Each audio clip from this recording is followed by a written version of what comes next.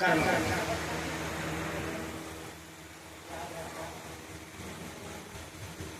कर्म कांड और भक्ति का बहुत बड़ा संबंध।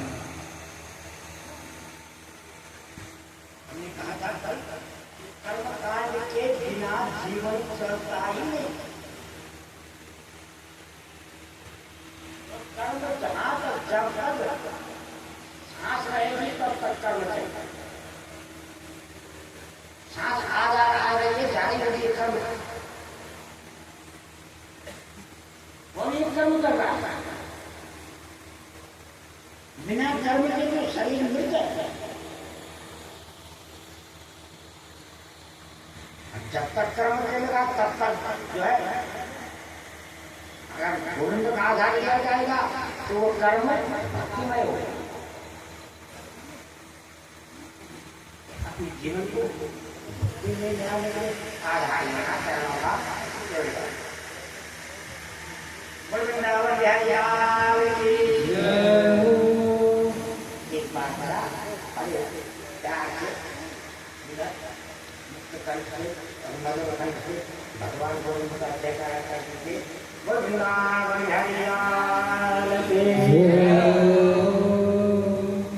भगवान को पता चले भक्त लगे। जब तक बच्चा होता नहीं माँ दूर नहीं होता।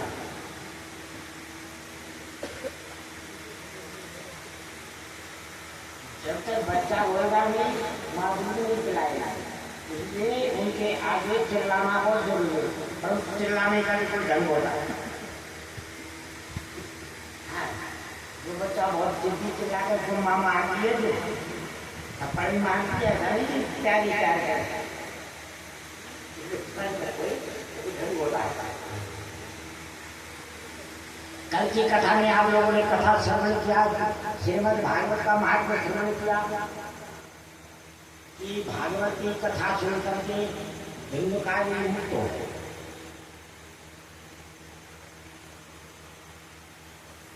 ये हिंदुकारी है, ये भगवान गोविंद है, साक्षात नारायण है वो। नहीं तो परीक्षित के बाद कथा बंद हो गई थी संसार में भगवान की। परीक्षित के बाद भगवान की कथा बंद हो गई थी गोविंद की।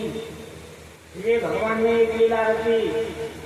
हाँ, समाया गुण माविष्या बाध्य बाधक तंगत।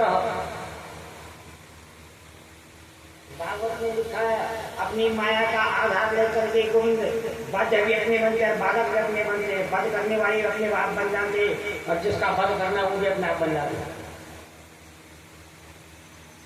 माया गुण का बाध्य बाधक तंगत।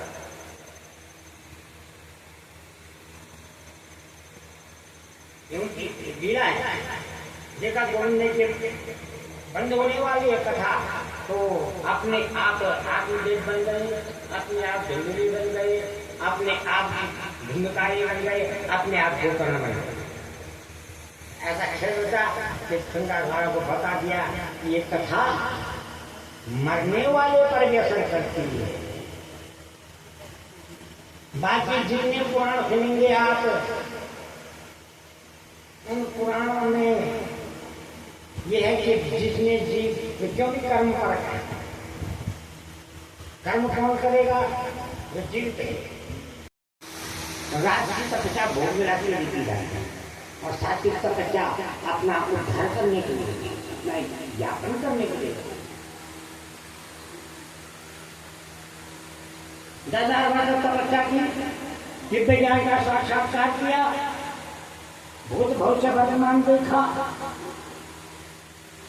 कलयुग की व्यवस्था को देखते हुए कलयुगी मनुष्यों को धर्म का ज्ञान कैसे होगा। नाम धर्म ज्ञान हो।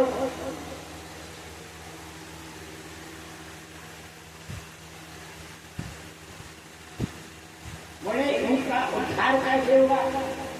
दुर्मेध धाम जिनकी दुर्बुद्धि हो रखी है कैसे होगा।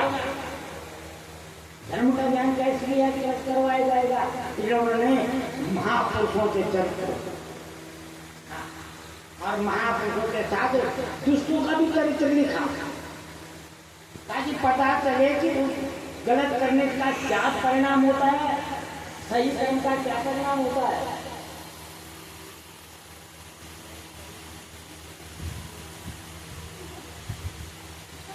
उसका लेखन करके और उन्हें 17 पुराण बनाया। फिर भी जब उन्हें संतुष्टि प्राप्त नहीं तो जब ये व्यास गुफा में पहुंचे थे वहां पर सरस्वती किनारे तो नारद जी के द्वारा इन्होंने ओम नमो भगवते वासुदेवाय मंत्र की दीक्षा लेकर के नारद जी के गुरु नारद जी को प्रणाम किया। नारद जी से पूछा संतुष्ट नहीं हो रहे तो नारद जी ने जो मूल भागवत था तो 4 श्लोकों में उनको सुना दिया।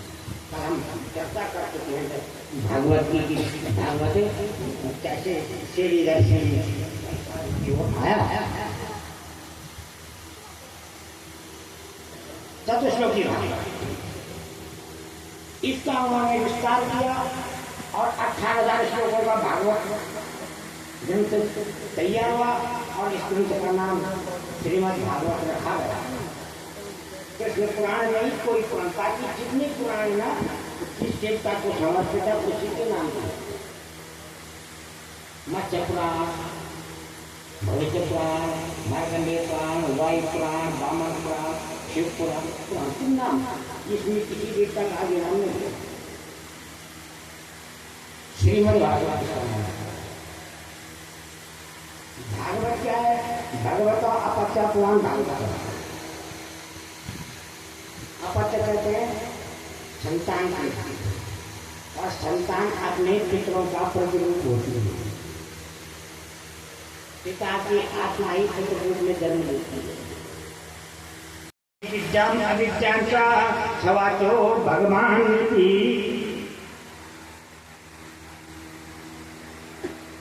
समग्र ऐश्वर्य संसार जिसका श्री सारी शोभा जितनी सुंदरता किसी भी चाहे प्राकृतिक में देखे चाहे शरीर में देखे प्रकृति में देखे जो सुंदरता उसके उनकी ऐश्वर्य धर्म को कौन जानता वही जानता। ऐश्वर्य धर्म ज्ञान वैराग्य ज्ञान वैराग्य ये सब जिनके स्वरूप है जिनकी आवाज है और उत्पत्ति प्रलयम केवल भूतानाम गति मागति उत्पत्ति कैसे होती है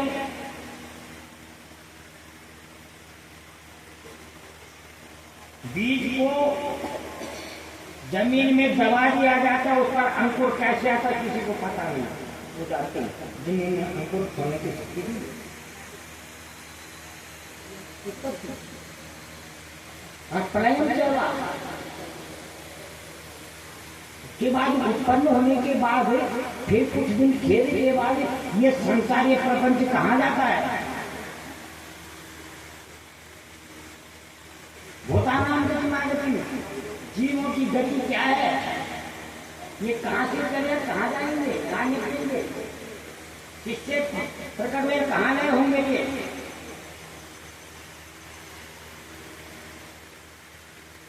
और विद्या अविद्या और विद्या अविद्या ज्ञान और ज्ञान क्या है ये भगवान ही जानता है। इन सब चीजों को जो जानता है उसका नाम भगवान है। और निशस्त्र जिसके पास शस्त्र न हो उसकी हत्या करने वाला आता है और आग लगाने वाला जहर देने वाला किसी की संपत्ति का हरण करने वाला ये सब आतताई करेगा। ये वीर नहीं कहेगा ये वीर नहीं कहेगा आतताई होती है। आतताई समझते आप किसको होते हैं? ये शब्द संस्कृत का है जिसको आजकल आप क्या बोल रहे आतंकवादी यही है वो क्योंकि ये लोग निरपराध क्या करते हैं बोले ये बल के जो होते हैं इनका वध कर देना चाहिए, इनके लिए कोई माफी नहीं है शास्त्र में। परंतु हे अर्जुन, अगर वो आदत आई, अपना पूज्य है, उसने गलती कर दी है, उसको ऐसी सजा देनी चाहिए कि संसार को नहीं दिखा सके। यही उसकी मौत है। तो ये तुम्हारा पूज्य पुत्र है, ऐसी सजा दो इसको कि संसार में मुंह दिखाने लायक मरे और मरे भी नहीं।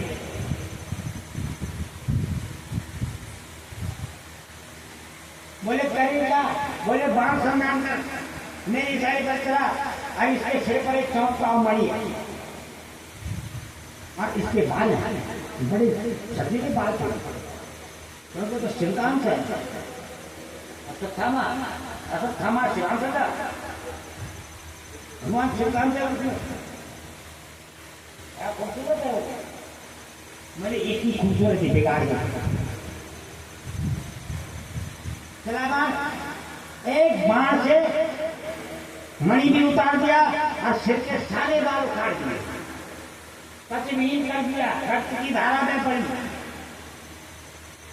और वो बाण द्रौपदी के चरणों में आ गया। अश्वत्थामा ने गोविंद से कहा, हे गोविंद, हे कृष्ण, तुम पक्के कपटी, तुम छली कपटी हो और जिसको भी राय दी तो छल कपट कर देते और बोलते हम धर्म के साथ। बोले हमने किया क्या?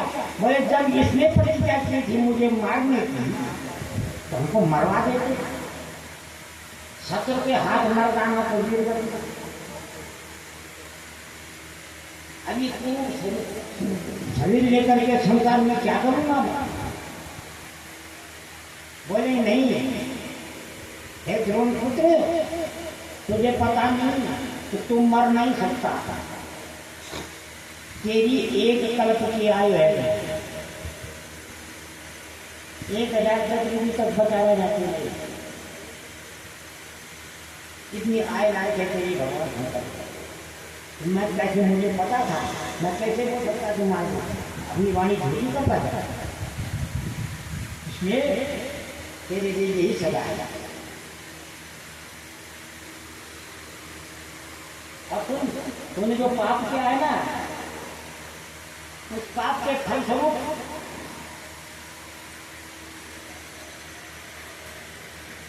तेरे सिर पर एक तो बाल का भी नहीं आएगा,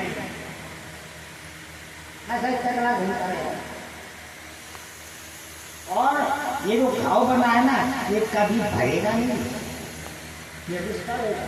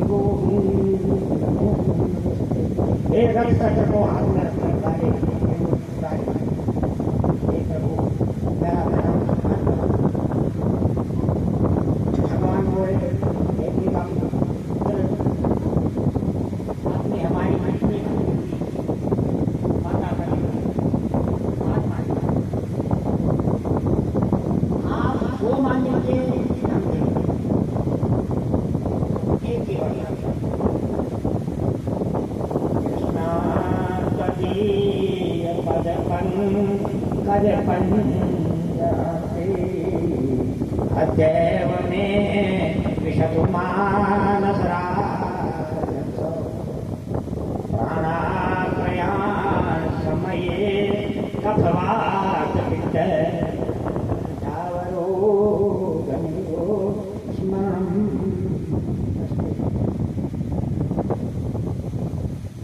बोले हे गोविंद, मेरा मन आपके चरणों से कभी बाहर नहीं, अतः आपका स्मरण करता है,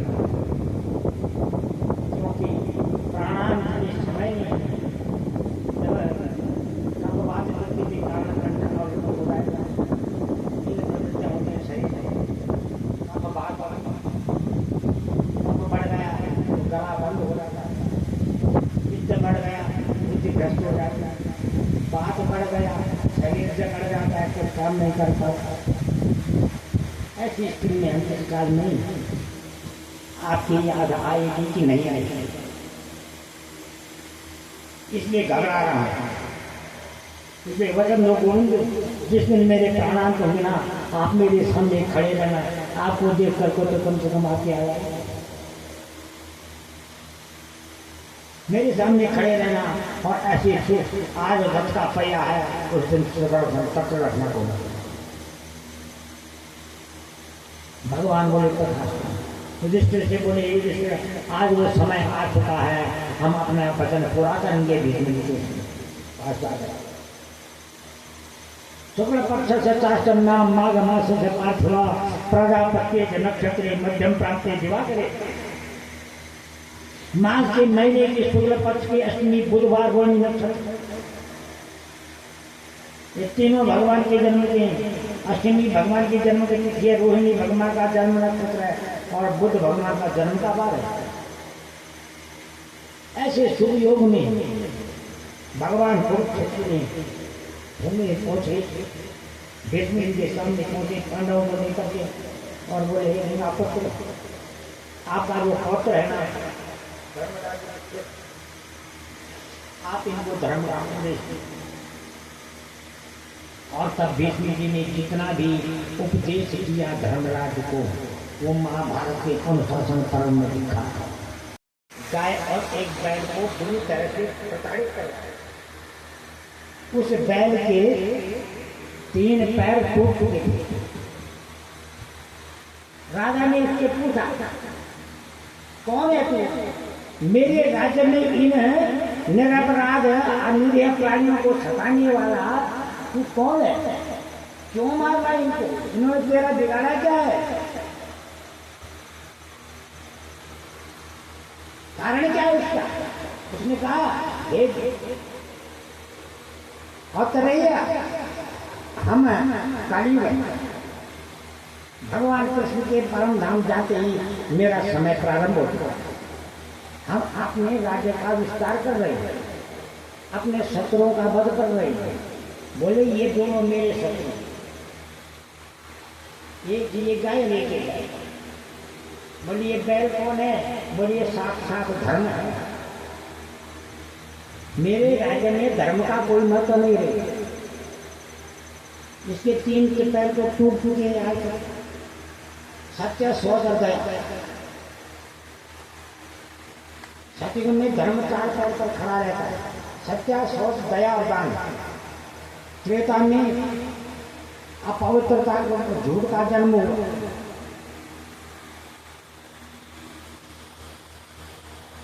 द्वापर में सौच भी चला गया। कलियुग आते ही दया भी चली गई। अब रह गया कलियुग में दान।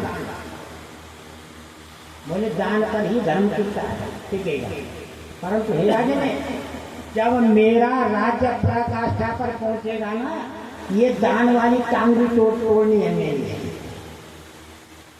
तब ये नीचे गिरोगे तब दान की टांग टूट जाएगी, क्योंकि बिना स्वार्थ के कोई दान नहीं करता।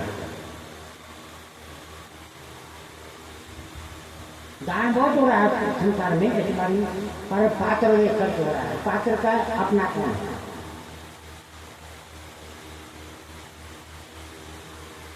अगर आप किसी संस्था को 1 लाख रुपए दे दो ना, और वो आपका माल्यार्पण न करे, मंत्र पर बुला करके, तो आप नाराज हो जाते।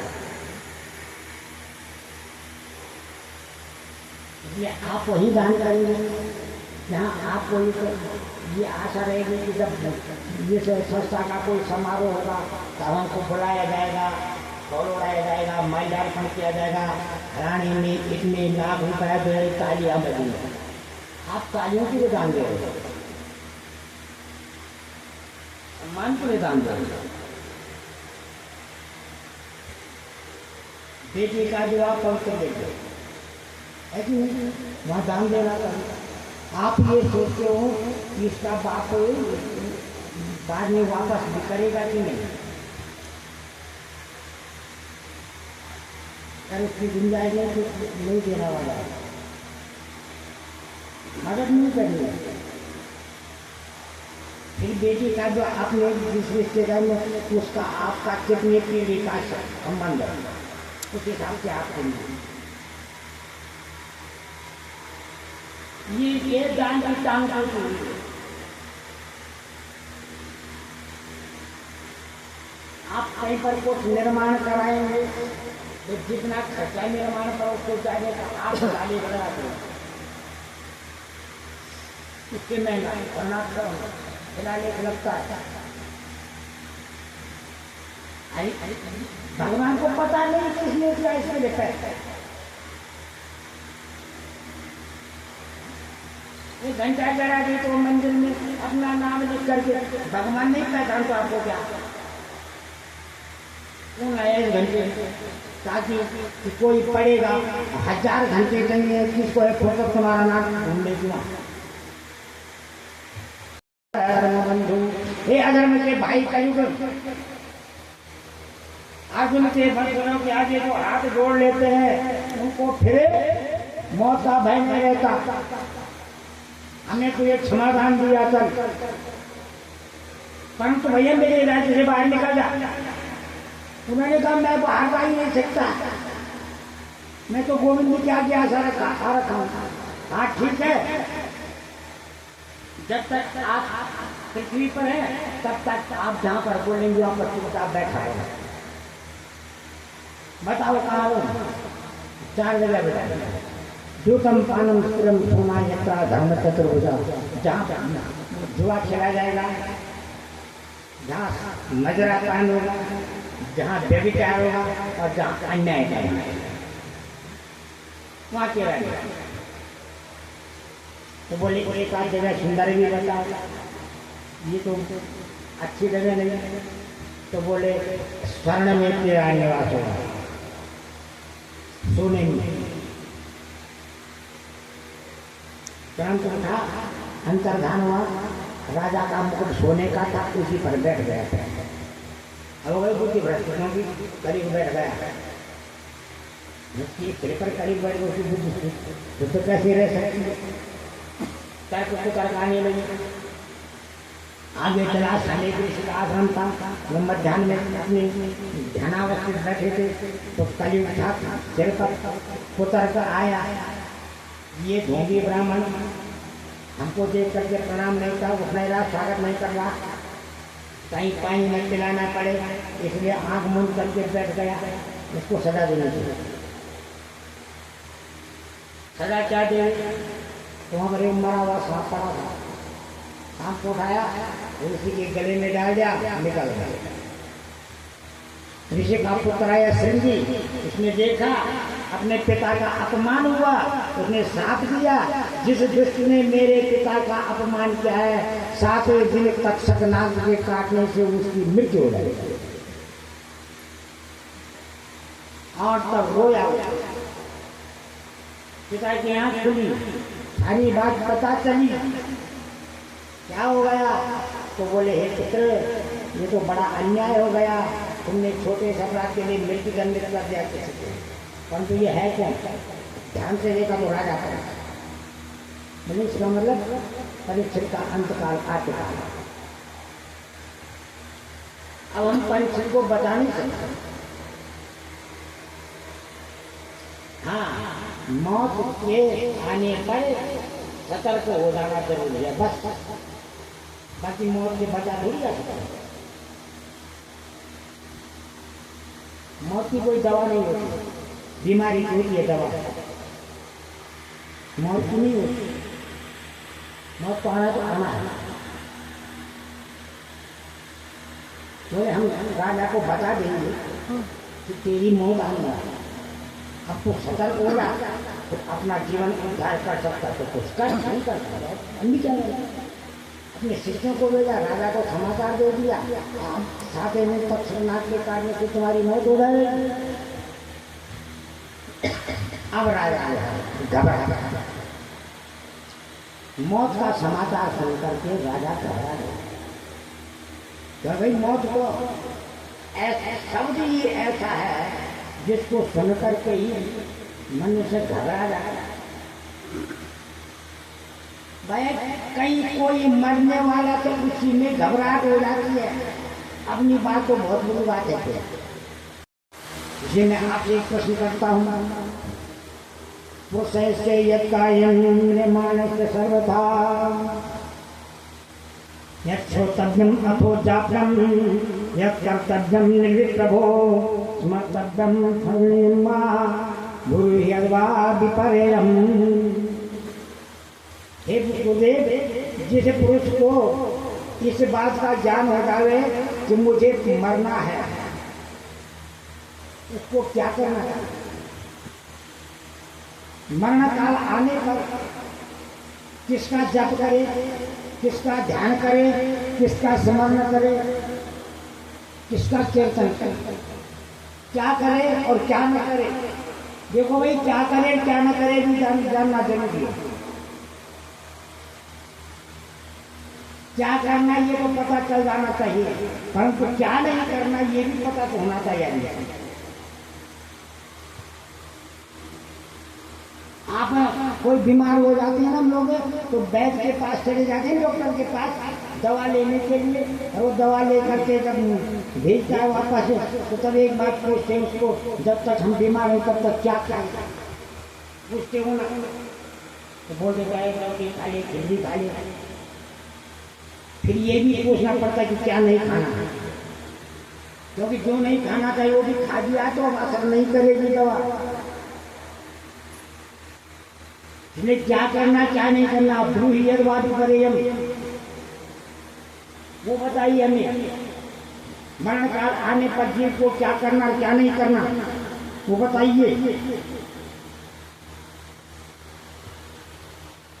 इतना कह करके सुखदेव जी के चरणों में राजा परीक्षित ने अपना सिर रखा, प्रणाम किया और इसके साथ भागवत का प्रथम स्कंद पूर्ण हुआ। द्वितीय स्कंद में सुखदेव जी भागवत का उपदेश करेंगे और उससे पहले 2 मिनट सरस्वती जी को प्रणाम करेंगे। हरि की कथा सुनाने वाले, हरि की कथा सुनाने वाले तुमको प्रणाम, तुमको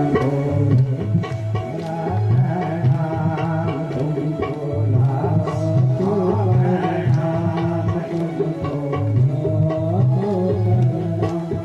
हरि की कथा सुनाने वाले, भागवत कथा सुनाने वाले,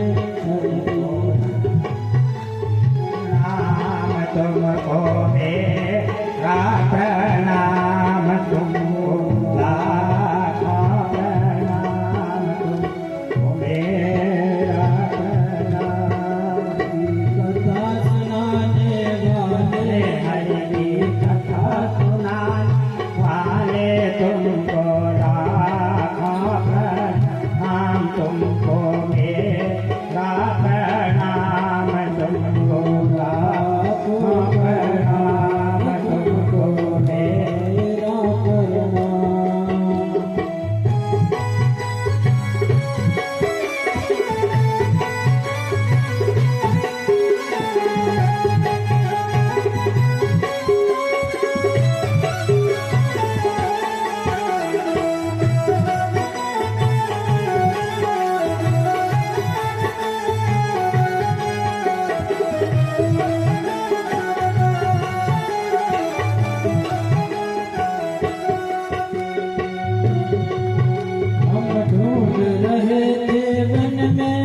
सुध खो बैठे थे तन में, हम ढूंढ रहे थे मन में, सुध खो बैठे थे तन में, वो राह बताने वाले हरि का दर्श करा देगा तुमको लाखों प्रणाम तुमको मेरा प्रणाम तुमको लाखों प्रणाम तुमको मेरा प्रणाम।